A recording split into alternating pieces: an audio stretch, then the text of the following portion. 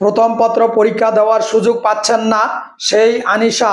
আমার প্রিয় দর্শক শ্রোতা, আসসালামু আলাইকুম।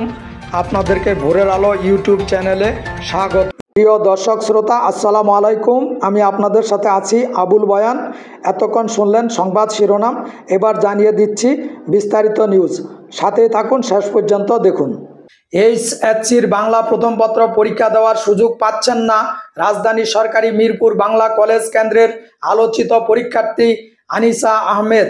গত ২৬ জুন পরীক্ষার প্রথম দিনেই ল্যাবরেটরি স্কুল অ্যান্ড কলেজের এই ছাত্রী ১ ঘন্টা বিলম্বে পরীক্ষা কেন্দ্রে যান। সে সময় সামাজিক মাধ্যমে ভাইরাল হয় তার কান্নার ছবি। বলা হয়, স্ট্রোক করা মাকে নিয়ে হাসপাতালে যাওয়ার কারণে আনিশা যথাসময়ে কেন্দ্রে উপস্থিত হতে পারেননি। শিক্ষা উপদেষ্টা অধ্যাপক চৌধুরী রফিকুল আবরার জানিয়েছিলেন, এই শিক্ষার্থীর পরীক্ষা নেওয়ার ব্যবস্থা করা হবে।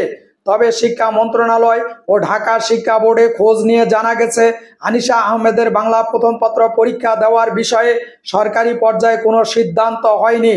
সিদ্ধান্ত হওয়ার আর কোনো সম্ভাবনাও নেই। জানতে চাইলে ঢাকা শিক্ষা বোর্ডের চেয়ারম্যান অধ্যাপক খন্দকার এহসানুল কবির বলেন, এ বিষয়ে তাদের কোনো সিদ্ধান্ত নেই। শিক্ষা মন্ত্রণালয় ও ঢাকা বোর্ডের একাধিক সূত্র জানায়, সামাজিক মাধ্যমে আনিশার বিষয়টি যেভাবে এসেছে তা পুরোপুরি সত্য নয়।